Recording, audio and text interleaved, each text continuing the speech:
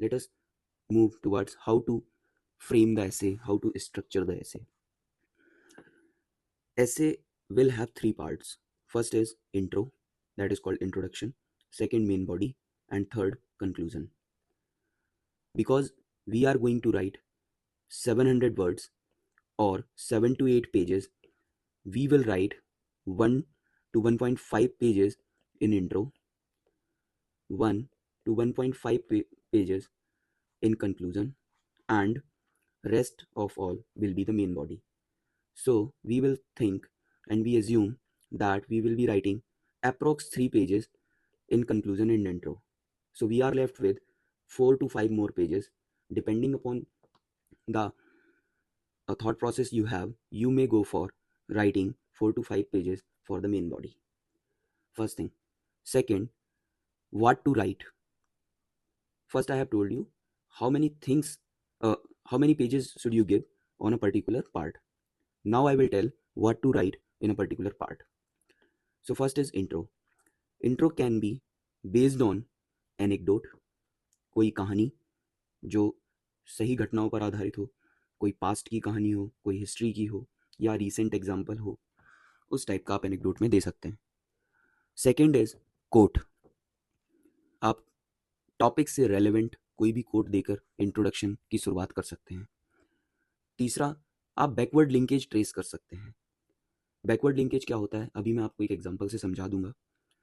फिलहाल के लिए ये मान लीजिए जो आप मेन बॉडी में लिख के शुरुआत कर रहे होंगे उसी की बैकवर्ड लिंकेज आपने वहाँ पे ट्रेस कर दिया. फिर आता है एक हाइपोथेटिकल स्टोरी. आपको कोई रियल स्टोरी याद नहीं है, कोई रीसेंट एग्जाम्पल याद नहीं आ रहा है, आप हाइपोथेटिकल स्टोरी क्रिएट कर लीजिए और वो क्रिएट करके उसके कैरेक्टर को डिसाइड कर लीजिए और उसको लिख दीजिए. वो भी काम करता है. जरूरी नहीं है कि अगर आपको कोट नहीं आता है तो आपका इंट्रो शुरू नहीं होगा. आप इन चार में से कोई भी एक चूज कर सकते हैं. ईदर एनेक्डोट और कोट और बैकवर्ड लिंकेज और hypothetical story. It doesn't matter आप क्या लिखते हैं. दो चीज़ें एकदम क्लियर होनी चाहिए. जो भी लिखें वो टॉपिक से रेलेवेंट हो और चार में से कोई भी एक लिख दीजिए. सबसे बड़ी बात आती है आपने चार में से क्या लिखा. ये बड़ी बात नहीं है. आपने चार में से जो लिखा क्या आप उसको जो टॉपिक पूछा गया है उससे लिंक कर पाए हैं या नहीं. अगर आपने टॉपिक से लिंक कर लिया तभी आपको नंबर मिलेंगे, अदरवाइज नंबर नहीं मिलेंगे. तो must be linked with the topic asked. It is must, जरूरी है कि हम उसे लिंक करें what the topic is asked. Okay, so this is the thing about intro. Second thing, don't jump from intro to main body in a abrupt manner. There must be a linking para. एक linking para जरूर होना चाहिए. तो linking para का मतलब क्या है वो हम समझ लेते हैं. लिंकिंग पैरा आपका ये हो सकता है कैसे आप इंट्रोडक्शन से मेन बॉडी में ट्रांजिशन करेंगे. वो मेन बॉडी में ट्रांजिशन का सबसे सही तरीका है what is in the essay. आप मेन बॉडी में जब लिख रहे होंगे तो उसका एक ब्रीफ एक पैरा में दे दीजिए कि हम ये चीज़ें आपको मेन बॉडी में बताएंगे. और वो मेन बॉडी की जो चीज़ें हैं जो आप यहाँ पर बता रहे हैं कि एसे में हमारे ये होगा, वही आपके मैक्रो डायमेंशंस बनेंगे एसे में. कैसे होगा वो मैं आपको जब एक सैम्पल एसे एक्सप्लेन करूँगा उसमें आपको मिल जाएगा. अब हम आते हैं मेन बॉडी में. मेन बॉडी को डिवाइड करा जाता है मल्टीपल मैक्रो डायमेंशंस में. वो macro dimensions depending upon your understanding of the topic 1, 2, 3, 4, कम से कम 4 और ज़्यादा से ज़्यादा 5 या 6 हो सकते हैं. 4 से कम मत करना, अदरवाइज मेन बॉडी के पेजेस आप डाइवर्सिटी नहीं ला पाएंगे उसमें. और 6 से ज़्यादा मत करना, अदरवाइज आप 7 पेजेस से ज़्यादा लिख जाओगे. तो ये याद रखना है कि हमें मैक्रो डायमेंशंस आइडियली 4 ले लीजिए, वो सही है. 4 सही है. अभी मैक्रो डायमेंशन होता क्या है वो समझेंगे जो हमने टर्मिनोलॉजी की बात करी थी. तो मैक्रो डायमेंशन क्या होता है और एक मैक्रो डायमेंशन को कैसे बाद में लिखते हैं मल्टीपल माइक्रो डायमेंशंस में डिवाइड करके, वो भी हम समझेंगे. तो मल्टीपल माइक्रो डायमेंशंस में हम एक माइक्रो डायमेंशन को डिवाइड करते हैं, ऐसे ही अगले मैक्रो डायमेंशन को मल्टीपल माइक्रो डायमेंशंस में डिवाइड करेंगे, वैसे ही तीसरे को मल्टीपल माइक्रो डायमेंशंस में डिवाइड करेंगे. माइक्रो डायमेंशंस का मतलब है कि एक मैक्रो डायमेंशंस को हम कितने अलग अलग तरीके से समझा सकते हैं। इसका मतलब हुआ कि एक मैक्रो डायमेंशन को हम अलग अलग तरीके से समझाएंगे, उसको बोलते हैं micro dimension. Micro dimension can be 2 to 5 with in one macro dimension. अब बात आती है आप कब 2 लिखेंगे और कब 5 लिखेंगे। जो कोर ऑफ द टॉपिक है उस पे आप 4 से 5 माइक्रो डायमेंशंस लिखिए, जो कोर ऑफ द टॉपिक है। और जो आपका कोर ऑफ द टॉपिक नहीं है, आप उसको इनडायरेक्टली लाना चाहते हैं, उस पे 2 डायमेंशन लिख दीजिए, वो भी काफ़ी है। कभी कभी ऐसा होगा कि ऐसा एस्से का टॉपिक पूछा गया होगा जिस पे कुछ ऐसे कीवर्ड्स दिए होंगे जो आपको लगता है कि हम ये बता दें कि इस वर्ड का अंडरस्टैंडिंग हमारे लिए ये है। Means you are explaining the keyword, what is the scope of this word, what is my understanding of this word. वो अंडरस्टैंडिंग ऑफ द वर्ड्स को आप हर ऐसे में नहीं डिफाइन करेंगे। अगर बहुत ऑब्वियस चीज़ें हैं ऐसे में, हर वर्ड ऑब्वियस है, तो आप उसमें नहीं डिफाइन करेंगे। अगर आपको लगता है कोई डिफिकल्ट है, फॉर एग्जाम्पल अगर कोई डेमोग्राफिक डिविडेंड पे कुछ ऐसे आता है, तो आप डेमोग्राफिक डिविडेंड को डिफाइन कर सकते हैं और वो आपका एक मैक्रो डायमेंशन बन जाएगा। कि definitions don't give heading, you may say in the linking para only that firstly we will be defining the terms related to the topic, or we may say let us explore the the scope of the words. That is the better way to say, let us explore the scope of the words.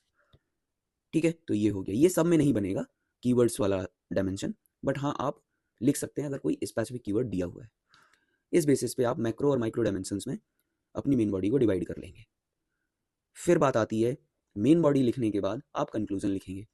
जैसे हमने intro से main body में जाते time jump नहीं किया था, linking para का use किया था, वैसे ही मेन बॉडी से कंक्लूजन में जाते टाइम आप लिंकिंग पैरा का यूज करेंगे, डायरेक्ट जंप नहीं करेंगे। उसके लिए एक तरीका है कि हम ये जो मैक्रो डायमेंशंस हैं इनको ब्रीफली समराइज कर दें 2-3 लाइन्स में। फॉर एग्जाम्पल हम कह सकते हैं कि so far in this essay we have seen so many things। Means in first dimension में जो आपने लिखा, सेकंड में लिखा, थर्ड में लिखा, उसको आप लिख देंगे कि हमने ये देखा। उसके बाद हम जो लास्ट डायमेंशन बनाया होगा उससे लिंक करके हम बोलेंगे let us see how this can be implemented, या let us see what can be way forward. और उसके बाद इस टाइप का लिंकिंग पैरा देने के बाद हम कंक्लूड कर देंगे। कंक्लूजन में आप 2 से 3 पैरा रख सकते हैं। एक पैरा में आप वे फॉरवर्ड बता सकते हैं, 1 से 2 पैरा में I will say you may go for 1 para or 2 para for way forward, and 1 para will be your final conclusion, and final conclusion will always be about the positive brighter future, that things will be very good in future, we are optimistic that things will work out, no wrong will be there in future, so that when examiner will be giving you the marks, he will have a perception in the mind that the person has a positive outlook towards the future. So you will be saying like, if we do this, the SDGs will be achieved. In the Amrit Kal, all will have a happy life. There will be justice for all. Such kind of good words will be written in the conclusion. If you have better command, you may also end the essay with the quote. But quote cannot be the only thing in the conclusion. You have to write some way forward, some argument in 1-2 para. After that, a positive approach, positive brighter future you will show. And after that you may write 1 quote. अगर ये coat नहीं है तो भी कोई दिक्कत नहीं है। ठीक है, अभी हम समझ लेते हैं कि माइक्रो डायमेंशंस कैसे लिखी जाती है। आप एक ब्रॉड हेडिंग देंगे, उसके बाद कैसे माइक्रो डायमेंशंस लिखेंगे, उसके अंदर पैरा में कैसे डिवाइड करेंगे आप ऐसे को। इसके लिए हमें 4 चीज़ें याद रखनी है। पहली चीज़ है कि साइन पोस्टिंग कैसे करेंगे। क्या होता है साइन पोस्टिंग, अभी मैं एक एग्जाम्पल से बता दूंगा। तो first thing is sine posting, second is argument.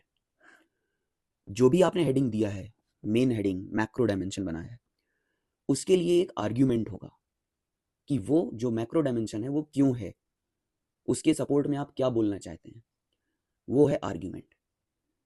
उस आर्ग्यूमेंट को आप सब्सटेंशिएट करेंगे एक एग्जाम्पल देके। मान लीजिए आप 1 से 2 लाइन में आर्ग्यूमेंट देते हैं, 1 से 2 लाइन में एग्जाम्पल देते हैं, और 1 से 2 लाइन में आप डेटा, फैक्ट, फिगर कुछ भी देके उसको सब्सटेंशिएट कर दीजिए। जरूरी नहीं है कि ये और ये दोनों एक साथ आए, एग्जाम्पल और डेटा जरूरी नहीं एक साथ आए, but first sign posting and second first sign posting, second argument, these two things will always come in the passage. And second, after argument there will be either example or data.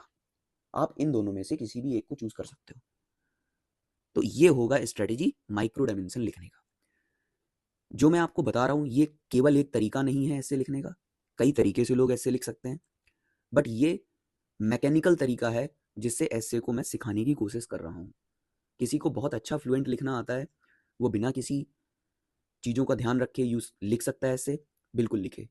मैं उस आदमी को bike चलाना सिखा रहा हूँ जिसने कभी बाइक नहीं चलाई है, तो उसे यही सिखाना पड़ेगा कि भाई पहले क्लच दबाओ, फिर गियर डालो और धीरे धीरे क्लच छोड़ो, एक्सीलेटर बढ़ाओ और आगे चलेगी गाड़ी। जब आप चलाना सीख जाते हो फिर आपको नहीं पता लगता कब आपने क्लच दबाई, कब गियर दबाया और कब एक्सीलेटर लिया, और गाड़ी चलने लगती। तो ये न्यू लर्नर्स के लिए है। अब हम देख लेते हैं कैसे माइक्रो डायमेंशंस लिखे जाते हैं। ये एनसीईआरटी के कुछ पेजेस हैं, वो मैं आपको दिखा रहा हूँ।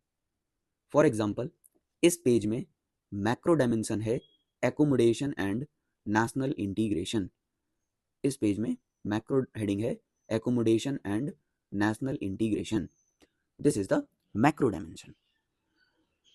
Now see they have written one para, it's okay, आप ये नहीं लिखेंगे तो भी चलेगा, ऐसा जरूरी नहीं है कि पैरा लिखा जाए। अब हम आपको बताते हैं कि इन्होंने कैसे लिंकिंग पैरा लिखा। What lessons can we draw from these examples. आप इसको इस टाइप का मैक्रो डायमेंशन बना सकते हैं। कैसा? आप यहाँ पे ऐसे बॉक्स बनाइए और बॉक्स बनाने के बाद यहाँ पे आप हेडिंग लिख सकते हैं what lessons can be drawn from, जो भी है उससे। ये आपका मैक्रो डायमेंशन हो गया। इसी टाइप से आप बॉक्स में बंद करके मैक्रो डायमेंशन लिखेंगे। अब आपको बताना है कि व्हाट लेसन्स, इसी के माइक्रो डायमेंशंस बनेंगे। कैसे बनेंगे? पहला हमने बताया था साइन पोस्टिंग। साइन पोस्टिंग का मतलब होता है कि कैसे आप उस पैराग्राफ को साइन देते हैं। तो ये जैसे लिखा है first and most elementary lesson, ये है आपका साइन पोस्टिंग कि मोस्ट एलिमेंट्री लेसन और फर्स्ट लेसन आप बता रहे हैं।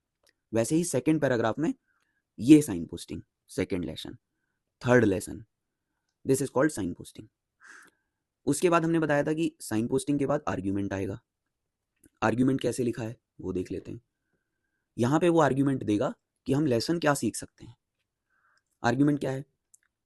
Regional aspirations are very much a part of democratic politics. Expression of regional issues is not an aberration और एन एबनॉर्मल फिनोमिना।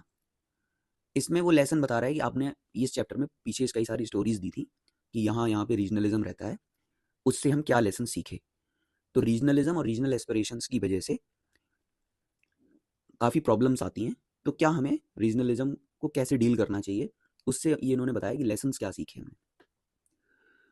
तो regional aspirations are very much a part of democratic politics. उसने बताया कि भाई ये तो democratic politics का part है और इसे हमें एब्रेशन नहीं समझना चाहिए, ना एबनॉर्मल फिनोमेना समझना चाहिए। ये पहला लेसन है। This is called argument. आपने आर्ग्यूमेंट दिया, आपने अपनी बात बताई कि क्या लेसन सीखना चाहिए, दिस इज द लेसन। अब हम समझेंगे कैसे एग्जाम्पल दिया जाता है। एग्जाम्पल है even in smaller countries like UK there are regional aspirations. ये है एग्जाम्पल। ये दिखा रहा है कि डेमोक्रेटिक पॉलिटिक्स का कैसे रीजनल एस्पिरेशन पार्ट रहा है। ये यूके में भी रहा है। वो कैसे दिखा? Regional aspirations in Scotland, Wales, Northern Ireland. ठीक है, यहां पर इन्होंने मल्टीपल एग्जांपल्स दे दिए। यूके का भी दे दिया, स्पेन का भी दे दिया, श्रीलंका का भी दे दिया। मल्टीपल एग्जांपल्स हैं, बट आपको मल्टीपल एग्जांपल्स नहीं देने। आप एक आर्ग्यूमेंट दीजिए और एक एग्जाम्पल दीजिए, और एग्जाम्पल मिलता है और उसके साथ साथ अगर डेटा मिल जाए तो एक डेटा दे दीजिए। तो ऐसे करके 2 लाइन 2 लाइन 2 लाइन 6 लाइन का एक पैरा बन जाएगा। बस यही याद रखना है आपको, और इसी को हम कहते हैं माइक्रो डायमेंशन।